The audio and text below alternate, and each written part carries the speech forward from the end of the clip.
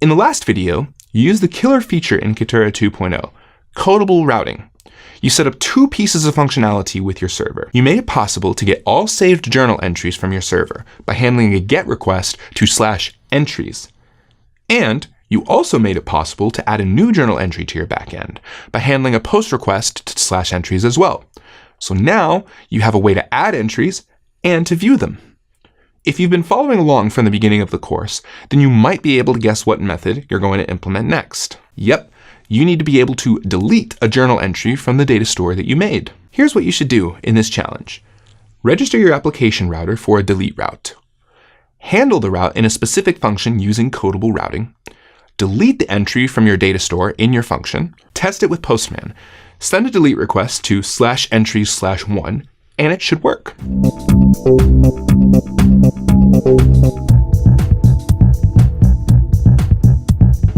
Let's dive in. Right underneath where you registered your post route, register your delete route.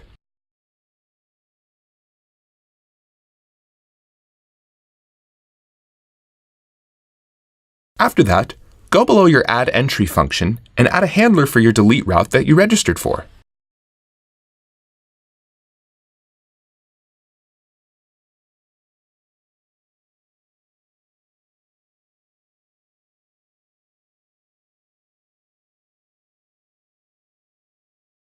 In this function, the only identifier you need to worry about is the ID string, so make sure your parameters include that. Kitura will be able to figure out the rest for you.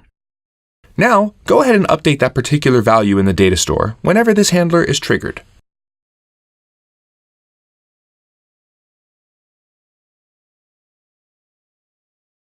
It's important to point out here, again, that this use of an in-memory data store is temporary and just exists to show you how to handle incoming requests. You'll get rid of this soon enough. Now that you've written your delete route, let's give it a test. Build and run your application. You're going to use Postman to send a few requests here. First, let's add a new entry with a post request.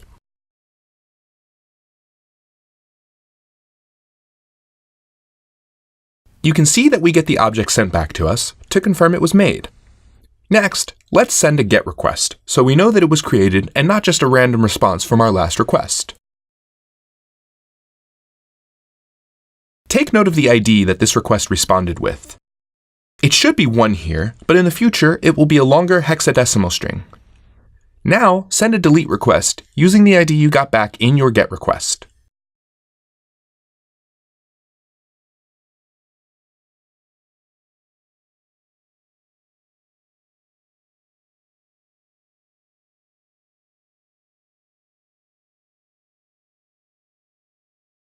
Notice that, in the response, we don't get much data, but we get a friendly HTTP code, and everything is handled very neatly for you.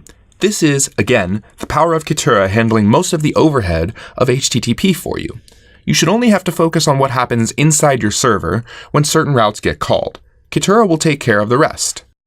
Send another GET request with Postman, and sure enough, the array of stored entries is empty. Congrats! You've set up all the routes you need for Emoji Journal to work. In the next video, you're going to get rid of your hacky little data store and replace it with a NoSQL database called CouchDB. See you there!